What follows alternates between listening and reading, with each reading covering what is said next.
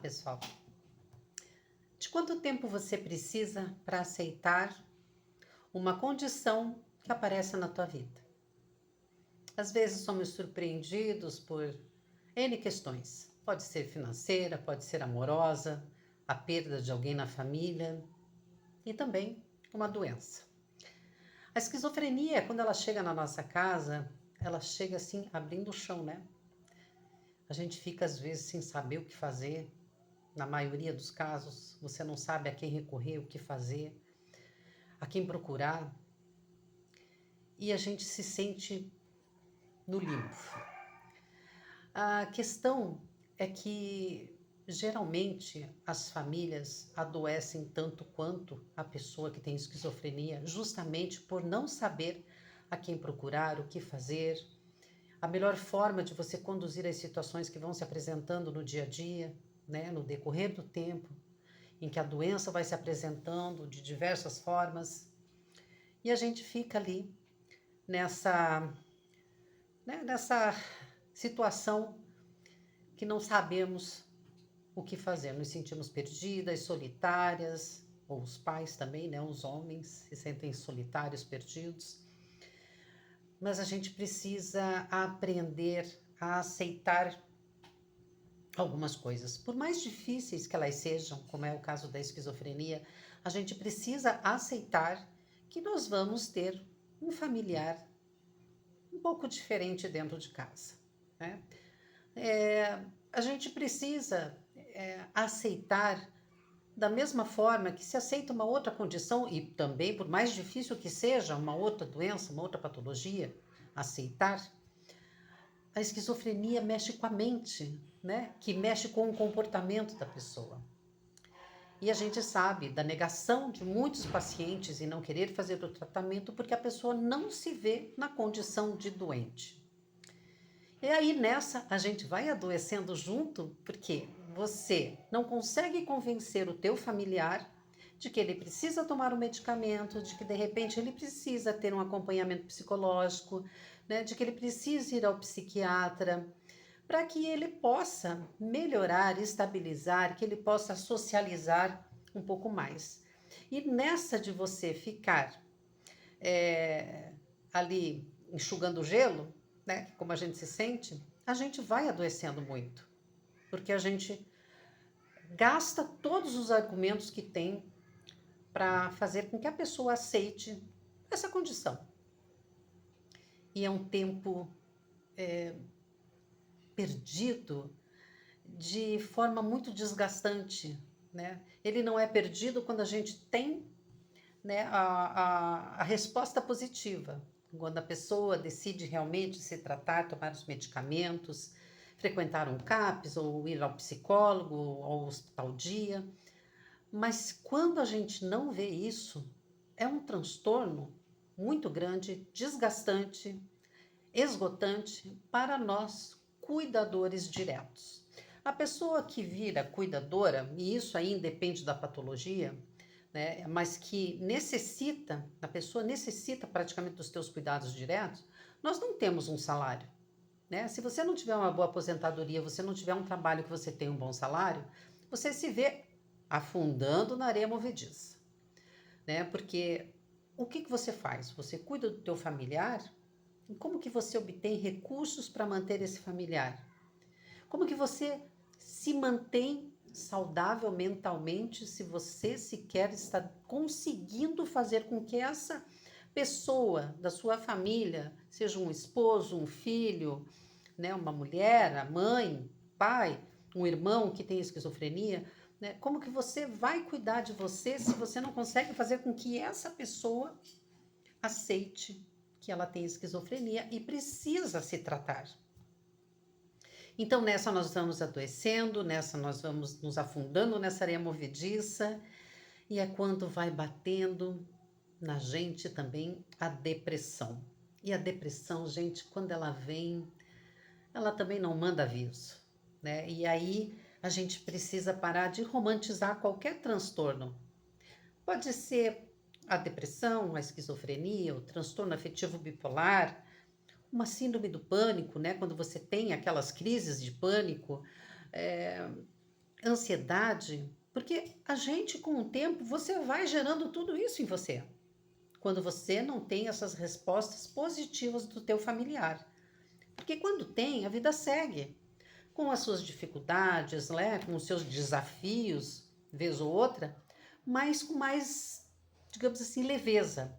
Agora, quando você tem essas negativas, você não tem como ter leveza no teu dia a dia.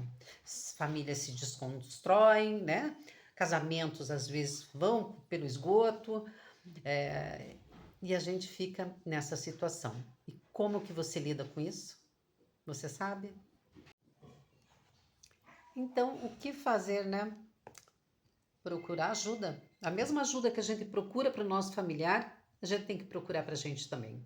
Eu há muitos anos sofro de depressão, tive já crise de pânico, já o próprio pânico já gera uma certa ansiedade.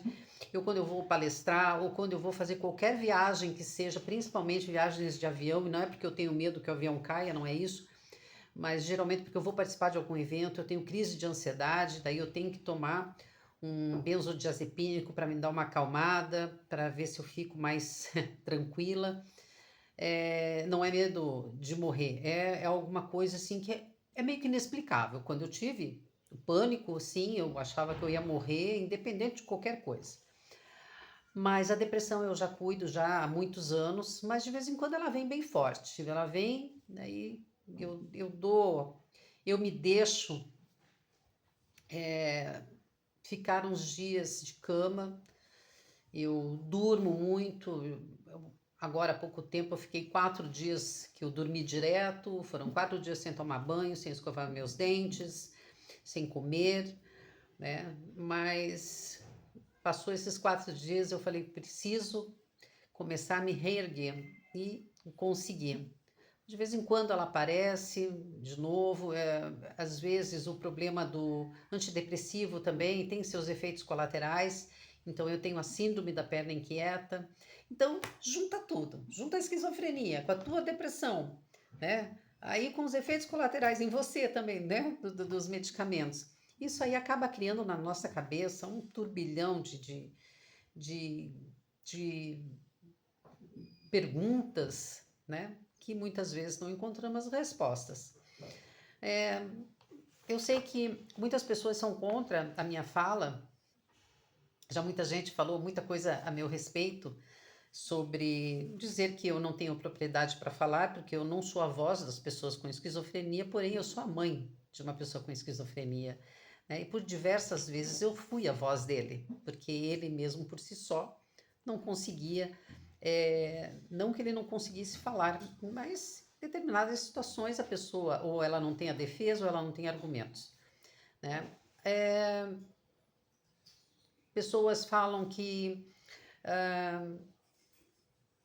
é uma não que eu faço muita coisa, mas que não acredita em nada do que eu falo. Então é complicado, né? Mas enfim, isso aí não tem nada a ver com a nossa temática, mas é o que eu enfrento, né? Então, além das batalhas diárias, de questões, né, que todo mundo tem, eu tenho também esses desafios, né, da internet. Quando você se torna alguém que já fala mais publicamente, então você tem respostas positivas e tem respostas negativas. E a gente acaba tendo que ficar preparado para tudo, mas quando você leva, às vezes, uma pancada atrás da outra, não é muito fácil. E por mais que você esteja preparado mentalmente, psicologicamente, você acaba ficando um pouco para baixo, né? Então, a respeito de como você tem se cuidado e você sabe o que fazer quando acontece esses imprevistos na sua vida, né? Cuide de você, cuide da sua saúde, porque se você não cuidar de você, você não vai conseguir cuidar do outro. Eu me lembro que quando eu comecei com a AME, a Zazá, uma mãe, que sempre foi muito participante da AME, ela foi aí que eu aprendi e que eu, na verdade, passei a associar, né, a situação com o que a gente vive, né?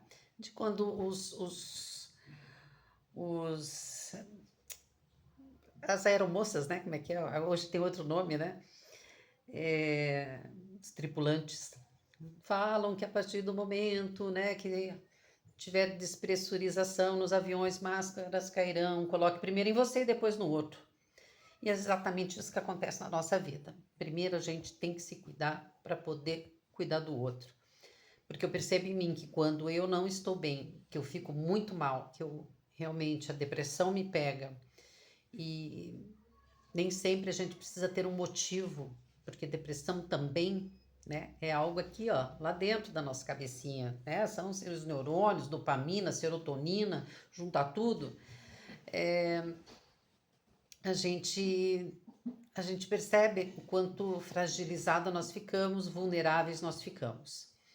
Mas a gente precisa se reerguer, a gente precisa continuar a lutar. Não é fácil, tem dias que é muito difícil levantar, né, encarar o mundo, mas é necessário porque ninguém vai encarar pela gente. Então, a partir do momento que você tem um diagnóstico ali que caiu feita aquela bomba na tua casa, abriu aquela cratera, chora o que tem que chorar, reclama o que tem que reclamar, mas ó, depois ergue as manguinhas e vamos à luta, porque é através de informações que a gente passa a saber como lidar com as situações. Assim como qualquer outra doença, né? Os pais costumam procurar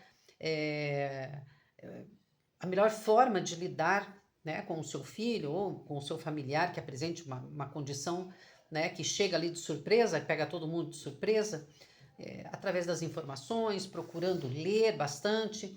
É assim que a gente vai aprendendo a lidar com essas questões que aparecem no dia a dia. Não é fácil, né? Mas é o que nós temos para hoje, né?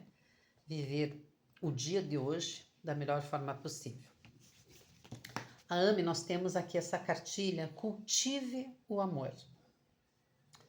Essa cartilha, ela fala aqui, ela é bem interessante porque ela fala, primeiro, o que é a AME, né? Quem somos, qual é o nosso objetivo, a nossa visão, o que é a esquizofrenia. Ela é uma cartilhinha curta, fininha, tá?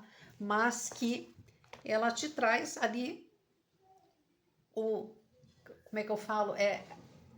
A fase inicial, né, de tudo aquilo que você precisa saber. Então, quais são os principais sinais da esquizofrenia, se as pessoas com esquizofrenia são perigosas, porque a gente, além de tudo, né, ainda enfrenta essa também das pessoas, mas ele é perigoso, você não tem medo, enfim, né, a ignorância, né, o preconceito de pessoas que não sabem do que falam.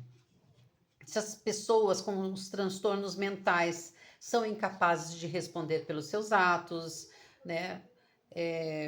Enfim, tem várias coisas aqui. Suspeito que meu filho, minha filha, meu familiar tem esquizofrenia, quem eu procuro, tem remédio ao tratamento, esquizofrenia é deficiência, né? Momento de crise, o que fazer, o que não fazer, quais são os direitos da pessoa com esquizofrenia. Então, essa cartilha aqui é bem interessante. Se você tiver interesse, você entra em contato pelo WhatsApp 41 99217 4134.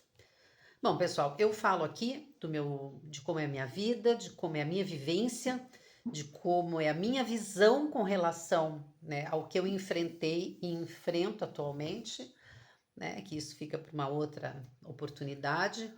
Porque vídeos, né, a gente vai fazendo, eles vão caindo, vai baixando, as pessoas não vão vendo. O que é muito interessante, porque aqui na página tem vídeos assim que eu acho que vão te ajudar bastante, porque fala de mãe para mãe ou de mãe para um familiar, e isso só vai te ajudar, né? Porque são experiências empíricas, né? São próprias, que eu vivi, que eu vivo, né? E que eu acho que vai poder te ajudar, principalmente se você estiver iniciando agora, né, com esse diagnóstico na sua casa. Espero que você tenha gostado desse vídeo. Compartilha, curta, comente, que isso ajuda muito a gente a levar as informações adiante e muito mais pessoas podem ser alcançadas e também, né, terem essa luz no seu caminho. Tá ok, pessoal? Obrigada e até a próxima.